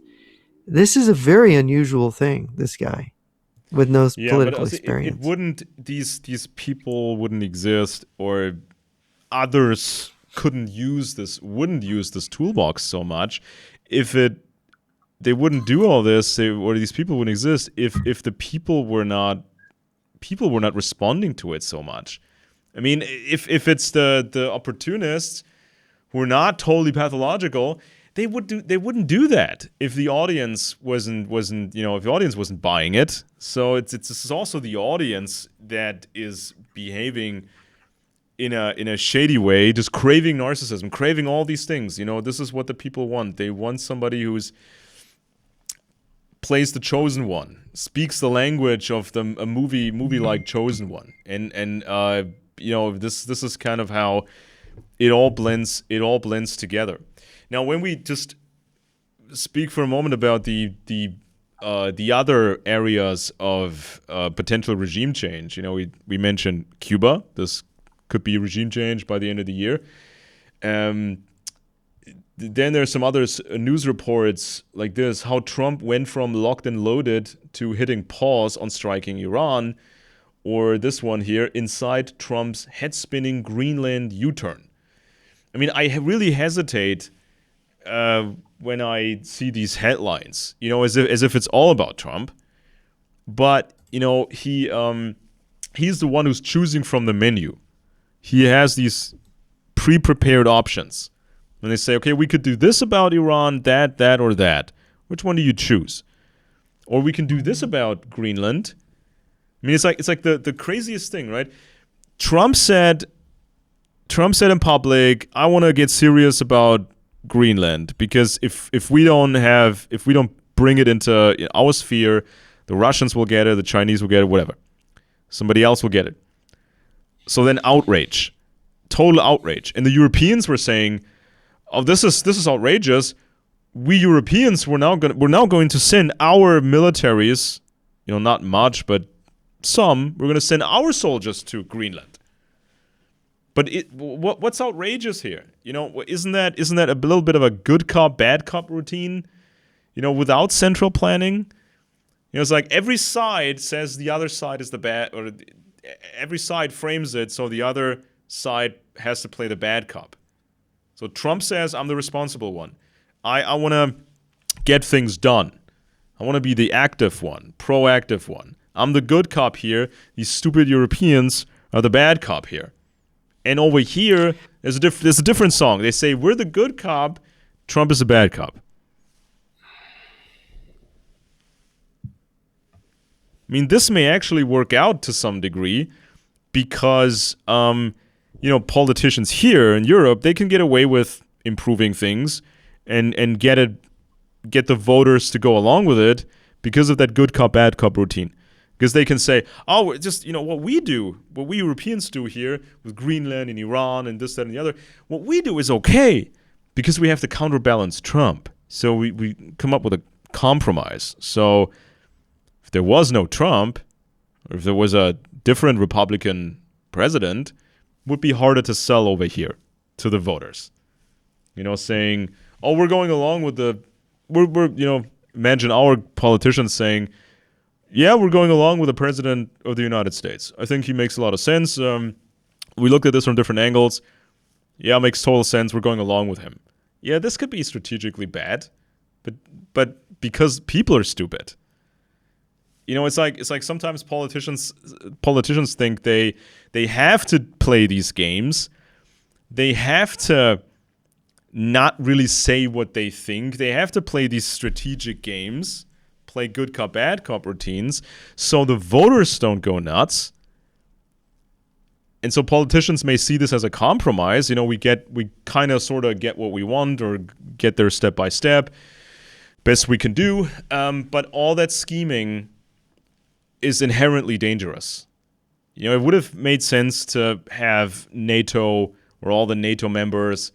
Would have made sense to have them appear unified and say, yeah, we got this. We have a really coherent plan. There's no real alternative, and so that's that. We project strength and unity to deter enemies. It would have been nice. It would have been nice before the Ukraine invasion. If there had been this unity and this clarity, maybe the Russians would have not invaded Ukraine. But it was this stupid behavior from the Europeans, and it was like scheming and like this, that, and the other, and now we are in a situation that we're in. And you mentioned these comments. You mentioned these comments of these recent comments from the U.S. administration of saying, well, we're going to focus on our part of the world, so maybe we let the others focus on their part of the world. So it's like, it's like maybe like in the Cold War, that we have a sphere, they have a sphere, but ultimately, what's Europe going to do? Because if we fall, the communists get our technology, they get our facilities, they get our experts, and then they could overwhelm the U.S. eventually. Oh yeah, the U.S. wouldn't do very well if Europe was controlled by Russia and Japan controlled by China. Our economy would collapse within 2 years, I'm told. That's one aspect, yeah. There's things we need for our plugins in our economy that we don't make, that we rely on Japan especially, and also on Europe. If we lose this trade, it's the same thing with Canada. We need the oil from Canada. We need the gas we need the energy from Canada. Canada is now making a strategic partnership with China. Does that mean they're going to make a pipeline to the Pacific and send their oil to China? Right? Yeah. United States, this is the bad thing about Trump. He's alienated Canada by talking about making it the 51st state. He's turning Canada into an enemy. And his talk about, taking Greenland the hard way is going to, obviously, is alienating Denmark and the Scandinavian countries, but all of Europe as well. And this is, I have to wonder, is this by design? Is this part of this agreement? where he gets the Western Hemisphere and Greenland's in the Western Hemisphere, so he's getting it? Is this what's going on here? I hope not. I really hope not, because if this is where we're headed, then we're headed for disaster. And of course, I think I'm worried if they impeach Trump. I think J.D. Vance is definitely into this narrative. And so, if anything should happen to Trump, then there'll be no doubt that we're headed this way. But with Trump, it's like he doesn't seem altogether fully committed, although he's flirting with it. That's what it seems like. Hard to evaluate. Very hard.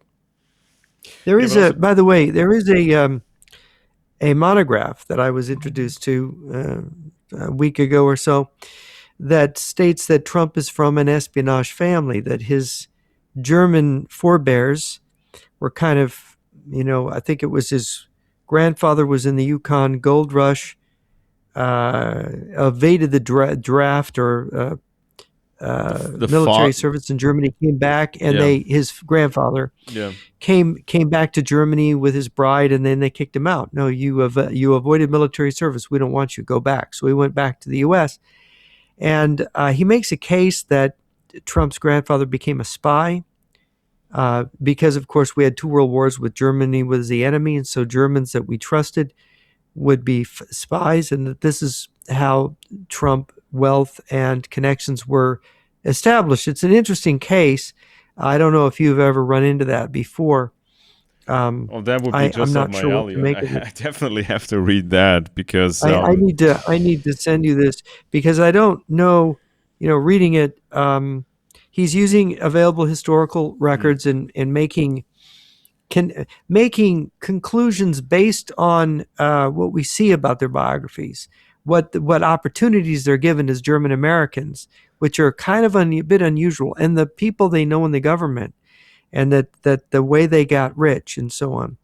So it's a thought that Trump has these intelligence connections, and again, people who think maybe there's a level of counterintelligence here in the U.S. nobody knows about. It's not part of the FBI or CIA. It's something different that may have existed, may mm, exist. mm, People mm. talk about this Well, we know for a fact in that low we hushed know, tones, yeah, but we know for a fact that when when we learn about the kind of the very early U.S. or let's say rebel U.S. Or pre-U.S. rebel intelligence, the Culper ring and that sort of stuff. Well, luckily they found a couple of boxes of actual documents, and so this is when we got a glimpse of how espionage, some of the espionage that was done. But there were also, when I got into that topic, there was also instances where we learned that specific organizations or sub-organizations were created for a specific time and purpose and then dissolved. Personnel then got used otherwise, and they would kind of keep some of the summary, some of the most important bits from the documents, and they would burn the rest.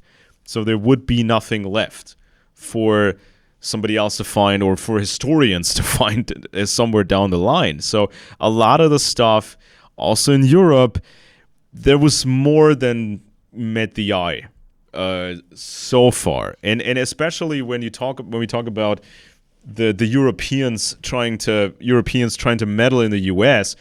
Let's not forget it was the 13 colonies. 13 colonies. I mean, you were basically in one of the early 13 colonies, correct? If I'm not mistaken. yeah, North Carolina is one of the Yeah. original 13 colonies. So Yes. that was like the East Coast, and then mostly kind of the East Coast, and then after the Revolution, the United States actually came to be and then expanded. But there were a lot of migrants coming to the U.S. A lot of migrants from Europe. So from these places that would have a vested interest in infiltrating the United States of America.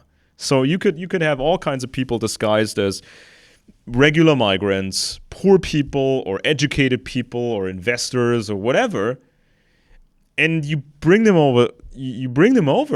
And you start doing things over there. You collect information. You collect information. You create a legend, a history, And so maybe you can expand, you can have a spy ring here, you can have a spy ring there. Maybe you can get your spy into a university or you get into a teaching position. And over time, these spy rings may have become multi-generational. So some of these spies recruited their own kids or partially recruited their own kids, not really exactly telling them at first what this is all about or what they're into. And even if you're sent over there as a spy, there may between you and the actual spy service, there may be an intermediary, a cutout, as a protection. So if you get caught over there in the United States, you don't have much to divulge. There's not much you know about who sent you there and why. And so this is when I would caution people with this usual stuff that you see in ideology or in classic conspiracy mythology, when they say, well, the United States was like this. This was like this. The United States was a paradise at first, but then came what with the Jewish conspiracy and ruined it all, or capitalism really became a thing and ruined it all, or whatever. There's a from the very first moment the United States existed. Very first moment, there was all the incentives in the world for European governments, or even still kingdoms, or other power groups in Europe and elsewhere. There was a lot of incentives to send over spies and make them big. So I'm very, very careful with some of these stories when they say, well, my grandfather came over from Germany and he had nothing. It's very, very cautious with that type of story, because we saw that with the Astor family. I think the first, Johann Jakob Astor went over there, supposedly a broke nobody, called himself, I think, first John Jacob Astor, if I'm not mistaken. Maybe there's so many of them now, but same thing. Oh, he was totally broke. He was a young guy, and he just saved up a couple of bucks, and that was enough for the fare and to get to America. And then Astor became so rich and so wealthy, and I think it was the fur trade initially, and then it was real estate and blah, blah, blah, blah, blah. And then half of the family is sort of returned to Britain or went to Britain and became aristocrats. There's something fishy about those stories. Sometimes people, they went to the US and they became happy, successful Americans. But when it's like this outrageous story of, very quickly becoming the chosen one and one of the richest guys in the country, I hesitate. Or when it's, the first guy was kind of a schemer. Like the story, I read so many biographies or so many books about Trump's family, when he became a thing in 2015 and 2016. I think I read all the books that were out at this point that were of any use. It's like this story. Yeah, he was broke and he moved. He got to the United States, and I think he worked as a barber or something, and he made some money. Then he was kind of a little bit in the red light district business, serving customers who were searching for gold or whatever it was, and maybe it was some women, providing services, goods and services, and blah blah blah. And then he got into certain circles, and that's when it really took off and he was established. And then the son was taking over because that one guy died, the Spanish flu killed the old man. And so the son was taking over, and he made it really big. He got his friends in government and friends in high places, and then the government was spending all this money to build new houses and flats for the soldiers returning home after World War II, and it was kind of a corrupt business. So if you knew the right people, you could make a fortune, your first real fortune, and then on and on and on and on and on. So it's hazy, because Europe was that way. I mean, a lot of Americans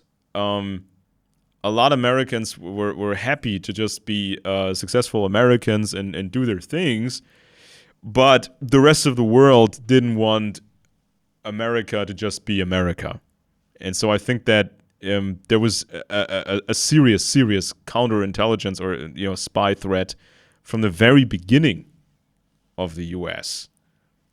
and it's time we actually untangle these things instead of just saying that, oh, capitalism happened, industrial capitalism happened, and that ruined everything, or just having a government, like the radical libertarians say, just having a real government and having a real system, that's evil, that's the devil, or the conspiracy guys that said, well, it's just these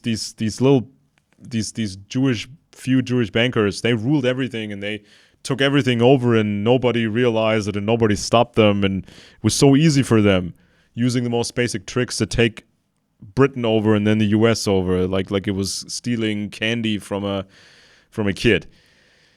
Yeah, so definitely send me that link, Jeff. I would love to take a look at this thing. Especially if it's Germany of all places, because Germany is complex, and it was like I think you're still muted. So Sorry, this is the site, but nothing's happening. Dawson Esfield explains what is really happening, and of course it's Dawson Esfield website. And I don't know his background or why he thinks, but he goes into the background of the Trumps. He's done a lot of research into the Trumps in this site. Nothing is happening. And so I tell people to check it out. I have not done an analysis of it, and it is interesting. There may be some kind of intelligence with American military intelligence going back before World War One. Friedrich Trump is the part one, and of course. It is an unusual family, the way they made money and the connections they made, and how they succeeded. But of course, the idea that Trump is still perhaps working for U.S. intelligence. This is a thing I think I've discussed with you before. The idea that there's a secret level of counterintelligence because the CIA was failing in the 1970s. They created something super secret, and I can't confirm it. This is a weird story. To me, it's like there's no confirmation of it. Yeah. To me, I tried, when I got into this question a few years ago, I tried to pretend to be I was a blank slate. I was not, obviously, but I tried to be. So, and so when I looked at the pre-revolutionary phase, the revolutionary phase, and the post-revolutionary phase, you start to notice that it was a lot about families. It was a lot about who was marrying whom. It was a lot of hidden structures. Even you saw one person before the revolution. You saw one person who was like the official colonial officer who was supposed to be running things, but it seems like there were others who were actually running things, but they were not meant to be seen. And there were many different family relations and many things that were built over generations. First under the guidance of the British Empire, building generational trust, generational vetting. This goes back to European history. I mean, some groups, families, lineages actually managed to have multi-generational vetting and constant expansion of their structure, these intelligence capabilities. And so I think that the British were building this same thing in the colonies, generation after generation, multi-generational vetting, intelligence, and counterintelligence capabilities. And so then when the revolution happened, I think some of these structures, some of the old structures survived, and then other people were brought into the U.S. disguised as migrants. And so this is kind of like, it's a very new field, basically. It's a very new, because there's so many documents we don't have. There's so many things. We don't have photographs. We don't have handwritten letters. We just have to, I think we would call it patient synthesis, where we get a more complete intelligence history picture. of especially the United States of America, because when the question was, how is the United States going to, what is the United States going to look like? I mean, how are we going to ensure that we don't fall apart after 5 minutes? There were discussions, the Federalists, the Anti-Federalists. There were discussions. Okay, can't we use some of the things that worked for Britain? Shouldn't we have a central bank? Then they had the first central bank of the U.S., second central bank. It's not a Jewish conspiracy, folks. Having a central bank, trying to have a stable system and try to control it, that's not a Jewish conspiracy. That's just baseline how things work. But the first bank was unstable. The second central bank was unstable. And so there was a discussion of, what classic features do we need and how much new things can we have? And I think that some of the old things that were maintained was a sense of multi-generational vetting, family-based intelligence that was not official for the longest time. And eventually, when society became bigger and more complex, these family structures couldn't handle the volume. They needed more official government type agencies. It's like you can have, we see this all the time, when groups make up new groups and they have shifting headquarters. I mean, at some point, if you say, okay, we're going to stick with that building, that's now our headquarters, and we put a plaque at the door, then suddenly it's official. And then it has a name, it has a plaque on the door, it has a budget, there's some oversight. But you didn't just invent espionage. You just made a thing official or semi-official. And even, the I think the National Reconnaissance Office was very secret for a long time, even though it was a government agency. Or the NSA was, and the predecessors of the NSA, the black chamber stuff, that was there and publicly denied until it was publicly admitted that this stuff even exists. Manhattan Project, very secret for a long time, minus the Soviet espionage. So yeah, I think there's that. There's definitely some family-based, significant family-based multi-generational intelligence outfits and groups and networks that can do things. But it's a very theoretical field. It's best not to make crazy assumptions about it, but I think it's wise to not stick like glue to common assumptions that are not really guaranteed things.